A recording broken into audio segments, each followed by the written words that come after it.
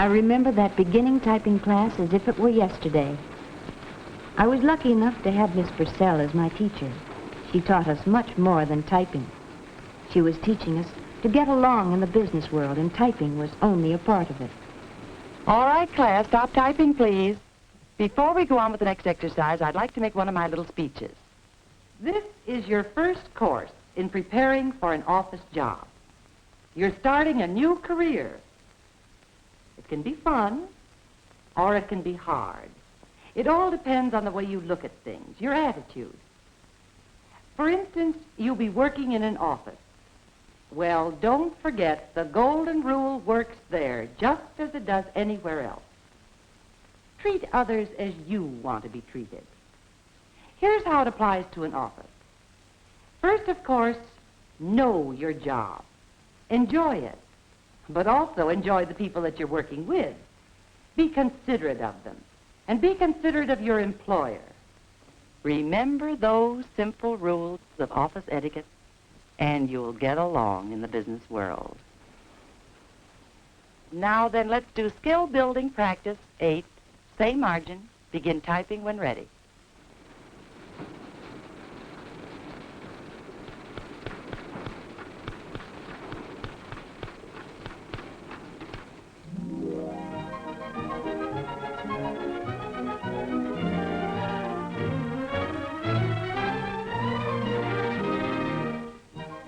It wasn't till I got my first job that I really began to understand some of the things Miss Purcell told us.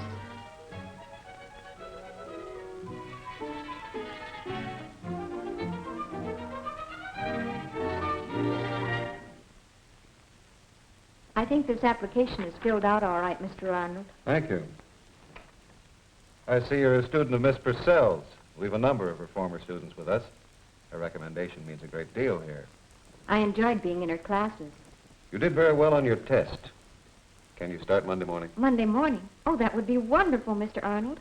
We're a small organization, Miss Spencer. We find that getting along with people is pretty important. Do you think you can do that? Oh, yes, I think I can. Fine. We'll see you Monday. I believe your coat's in the outer office? Yes. And thank you. I was a little worried about that first job. I guess everybody is. But Miss Purcell's advice kept running through my head. First of all, know your work. Enjoy it. And also enjoy the people that you're working with. Be considerate of them. And be considerate of your employer. Remember those simple rules of office etiquette, and you'll get along in the business world. I planned to get there early that first day. I wore my good suit because it was plain and neat and seemed just right for an office.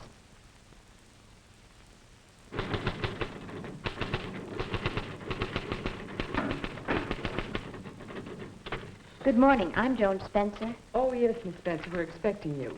Miss Hamilton will be your supervisor, and she's on her way in now. Won't you have a seat? Thank you. How do you do, Miss Spencer? Ready to go to work? I'm looking forward to it, Mr. Arnold. Good morning. Good morning, Miss Hamilton.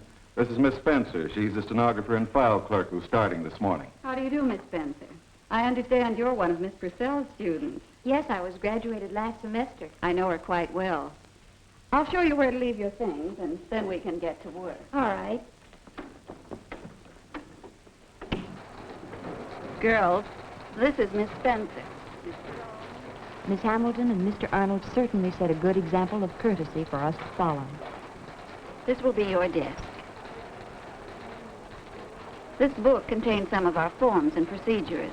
Study it a while, and then we'll start you on your first assignment. All right.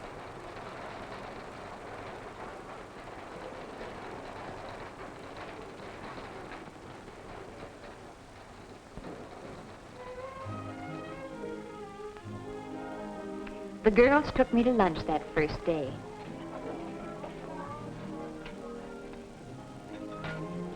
It looked like it wouldn't be hard to follow part of Miss Purcell's advice. The part about enjoying the people you're working with.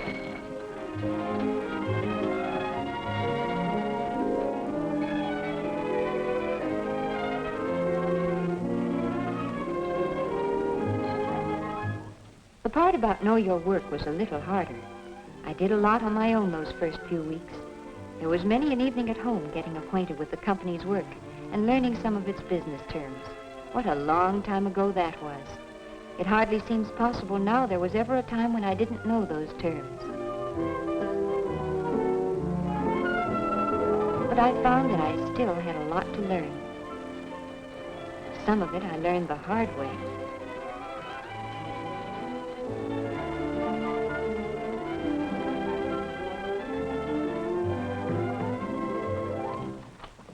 Thank you, Miss Spencer. Well, Miss Spencer, Yes, Mr. Kane? this letter that you typed this morning, I believe there's a mistake here. Oh, It doesn't seem to make sense.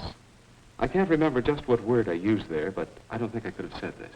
oh yes, Mr. Kane, that's what you said. I have it right in my book. Well, suppose I give you this paragraph over again. Yes, sir.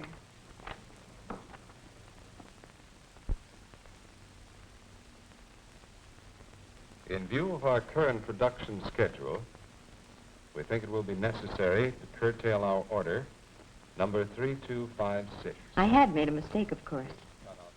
It wasn't anything that Mr. Kane said, but I learned then to admit my mistakes gracefully instead of arguing about them or offering alibis. I learned to ask when I wasn't sure instead of making a wild guess. And I learned not to resent criticism or to brood over it. Since then, I've learned a lot of do's and don'ts about office etiquette by watching the others in the office.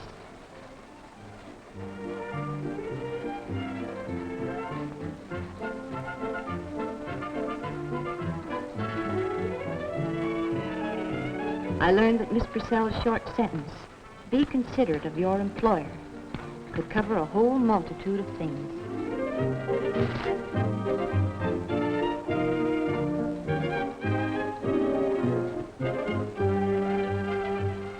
One of the most important things, of course, was doing office work during office hours.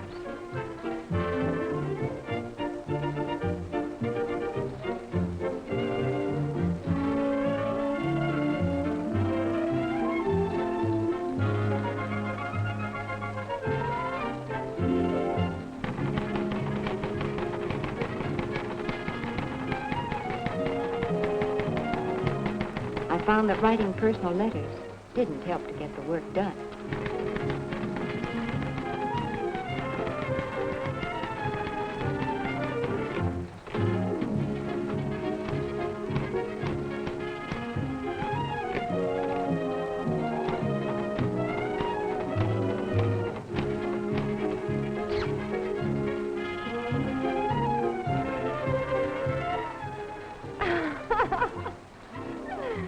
And who do you think we ran into? Joe. I learned that personal telephone calls interfered with business. Oh, I was so mad I could have slapped her face. No, you wouldn't think she was that kind, would you? Why, that little cat. I learned that it's only fair to plan your personal life so that you're always able to put in a full day's work.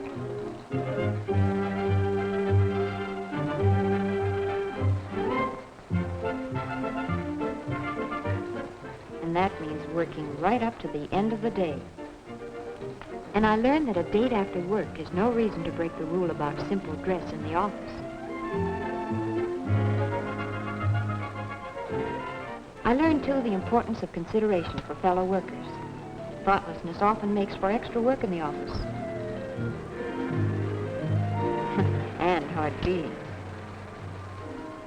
I learned to mind my own business by watching some who didn't.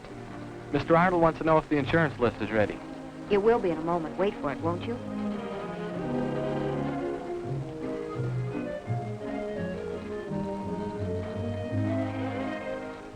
You know you shouldn't do that, Jimmy. Do what?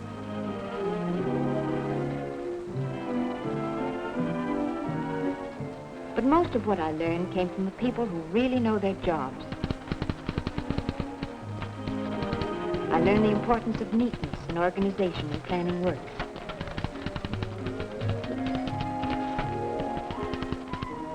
And even though I kept getting more things to take care of, there were times when I could help others, and times when they would return the favor. All these things became even more important when I became Mr. Arnold's secretary. His work included public relations as well as personnel, so I had plenty to do. I had more contact with people outside the company, and I learned the importance of consideration for them, too, and especially courtesy on the telephone. Good morning, Mr. Arnold's office. He's in conference just now. This is his secretary. May I help you? The Acme Printing Company. Oh, yes. Yes. No, that order was for 20,000. May we expect it next Tuesday? Oh, that'll be fine, Mr. Dahlmeyer. Yes, goodbye. Good morning. My name's Herbert Forbes. I have an appointment with Mr. Arnold. Oh, yes, Mr. Forbes. Mr. Arnold will be with you in a moment. He asked that you fill out this application blank. You may sit at the table over there.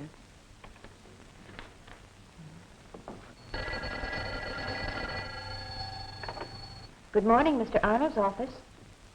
Oh, I'm sorry, Mr. Fulton. He's in conference just now. May I have him call you back? Yes. Oh, yes. Well, that's the story. As I look back on it now, it's surprising how often the things Miss Purcell talked about in class apply here in the office. You did very well on your test, Miss Collins, but I suppose that's only to be expected of one of Miss Purcell's students.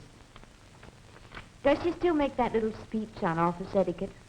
Oh, yes. I know it by heart. First, of course, know your work. Enjoy it.